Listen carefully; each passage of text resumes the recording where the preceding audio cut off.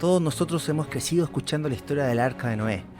Cómo Dios, viendo la maldad del hombre, decide enviar un juicio a la tierra por medio de un diluvio. Pero antes escoge a un hombre llamado Noé, a quien designa para que construya un arca, para que se suba a ella junto a todos los animales y pueda sobrevivir al desastre inminente que va a venir sobre la tierra.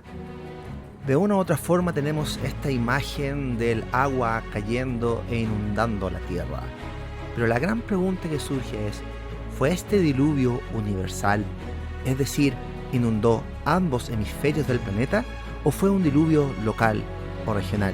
A continuación, analizamos ambas opciones desde un punto de vista teológico y sujeto a las Escrituras. Acompáñame en esta cápsula teológica.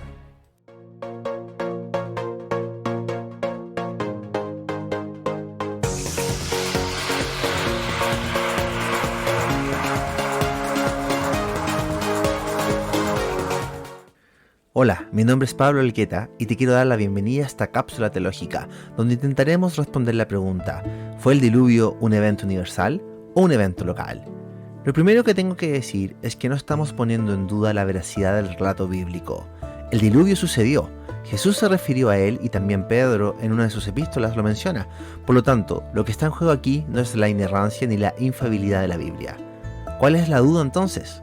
Si la Biblia es bien clara en decir que con el diluvio el juicio fue universal, como por ejemplo en Génesis 7, 21-23, donde el texto dice: «Y murió toda carne que se mueve sobre la tierra, así de aves como de ganado, y de bestias, y de todo reptil que se arrastra sobre la tierra, y todo hombre. Todo lo que tenía aliento de espíritu de vida en sus narices, todo lo que había en la tierra, murió. Así fue destruido todo ser que vivía sobre la faz de la tierra, desde el hombre hasta la bestia, los reptiles y las aves del cielo, y fueron raídos de la tierra, y quedó solamente Noé y los que estaban con él en el arca».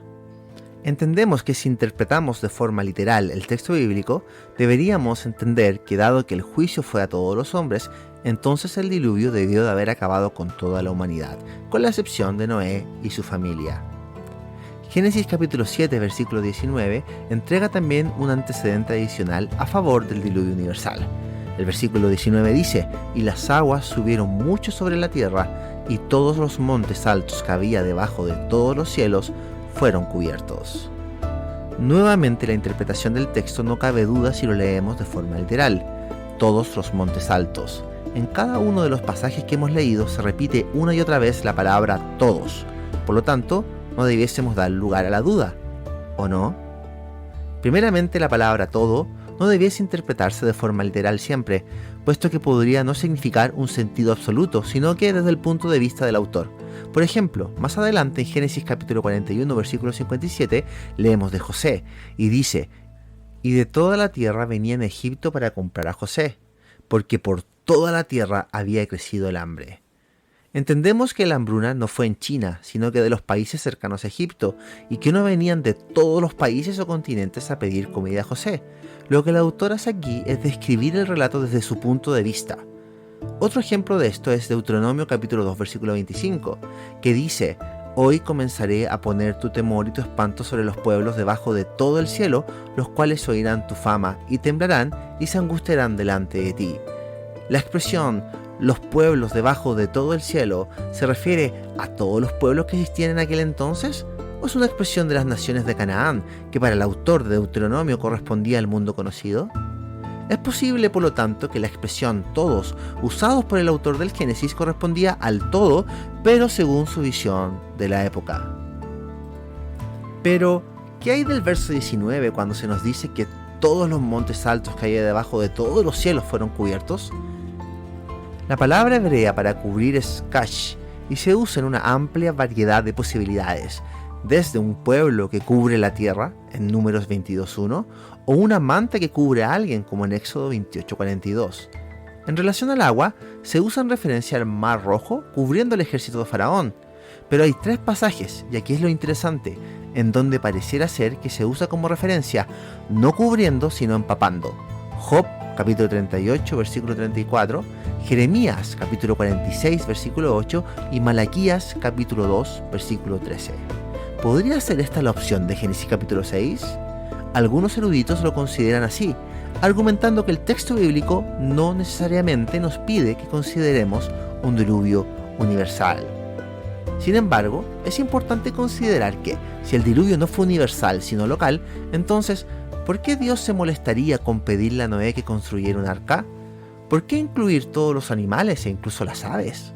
¿No bastaba con que le pidiera que se alejara, tal como lo hizo con Lot y su familia en el juicio de Sodoma y Gomorra? La respuesta pareciera estar nuevamente en el texto. En el capítulo 7, versículo 11, dice que todas las fuentes del gran abismo estallaron y se abrieron las compuertas de los cielos.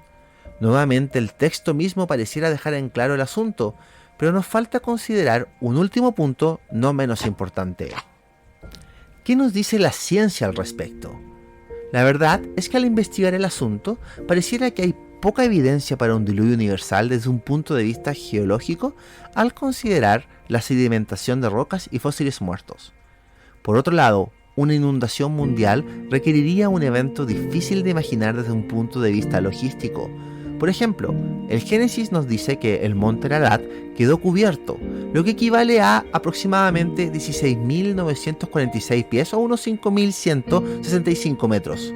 Eso significó que en 150 días debieron de haber caído 630 millones cúbicos de agua equivalentes a 3 billones de toneladas.